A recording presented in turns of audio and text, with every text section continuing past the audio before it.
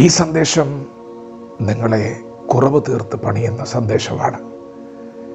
ഈ സന്ദേശം നിങ്ങളെ തികഞ്ഞവരാക്കുന്ന സന്ദേശമാണ്. നിങ്ങൾ പ്രാർത്ഥനയോടെ ശ്രവിക്കുമെങ്കിൽ ഈ വചനം നല്ല നിലത്ത് വീണതുപോലെ നിങ്ങളുടെ ഹൃദയങ്ങളിൽ പരിശുദ്ധാത്മാവ് എഴുതുന്ന പകലാണ്. ആർക്കും മായ്ച്ചു കളയാൻ കഴിയാതെ വണ്ണം ദൈവത്തിൻ്റെ ആത്മാവ് ഇത് നിങ്ങളുടെ മാംസപ്പലകയിൽ ഇന്ന് പകലെഴുതും. പ്രാർത്ഥനയോടെ നിങ്ങൾ ശ്രവിക്കുമെങ്കിൽ. അപ്പോസ്തലനായ പൗലോസ് കൊലോസ്യ സഭയ്ക്ക് കത്തെഴുതുകയാണ്.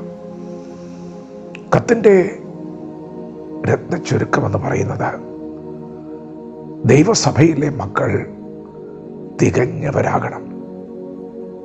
കൊലോസി സഭയ്ക്ക് മാത്രമല്ല, ലവദോക്യയിലുള്ള സഭയ്ക്കും. പൗലോസ് പറയുന്നു, ജഡത്തിൽ എൻ്റെ മുഖം കണ്ടിട്ടില്ലാത്ത നിങ്ങൾക്കെല്ലാവർക്കും വേണ്ടിയാണ് ഞാനിത് എഴുതുന്നത്. ഏതു മനുഷ്യനെയും ക്രിസ്തുവിൽ തികഞ്ഞവനാക്കുന്ന സന്ദേശം, തികഞ്ഞവനാക്കുന്ന സന്ദേശം. പൗലോസ് പറയുകയാണ്, യേശുക്രിസ്തു നിങ്ങളുടെ അകത്ത് വന്നിട്ടുണ്ട്. സകലത്തെയും തൻ്റെ വാക്കുകൊണ്ട് സൃഷ്ടിച്ചവൻ, തൻ്റെ വചനം കൊണ്ട് വഹിക്കുന്നവൻ, എല്ലാ വാഴ്ചയ്ക്കും അധികാരങ്ങൾക്കും മുകളിലിരുന്ന് വാഴുന്നവൻ, ഏഴയായ എൻ്റെയും നിൻ്റെയും ജീവിതത്തിൽ നമ്മുടെ അകത്ത് വന്നിട്ടുണ്ടെന്ന്. ഈ സന്ദേശം നിങ്ങൾ ഏറ്റെടുത്താൽ വിടുതലാണ്. എങ്ങനെയാണ് ദൈവത്തിന് അങ്ങനെയൊക്കെ വരാൻ കഴിയുക?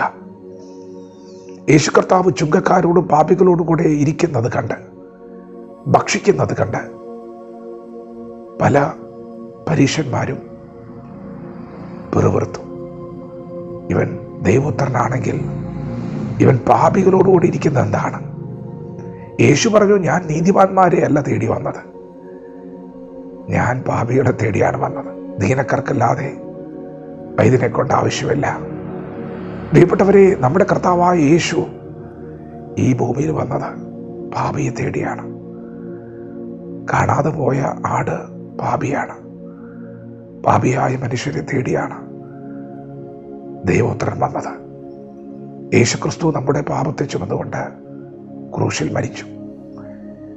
നമ്മെ പാപത്തിൽ നിന്നും മരണത്തിൽ നിന്നും വീണ്ടെടുക്കുവാൻ പാപത്തെയും മരണത്തെയും ജയിച്ച് മൂന്നാം നാൾ ഉയർത്തെഴുന്നേറ്റു.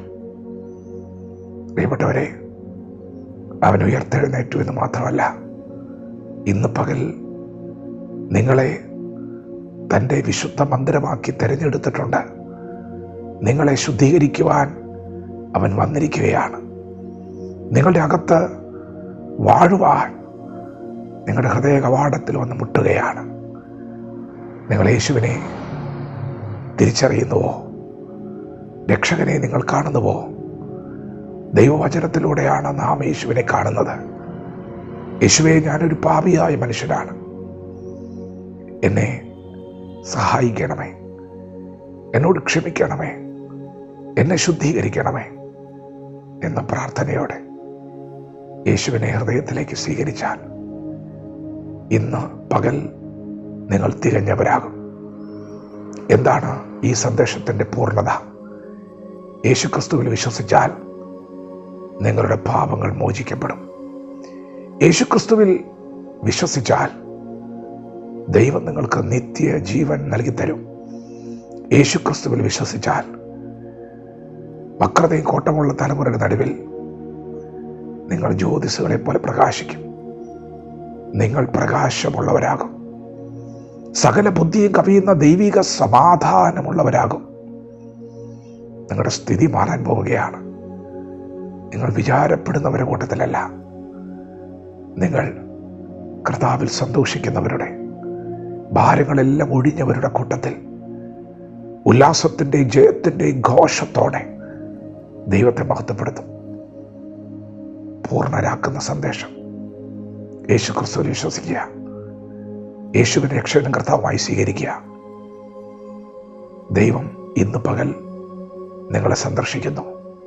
വചനത്തോട് പ്രതികരിക്കാം. ദൈവം നമ്മെ ഓരോരുത്തരും ഈ പകൽ അനുഗ്രഹിക്കുമാറാകട്ടെ. ആമേൻ.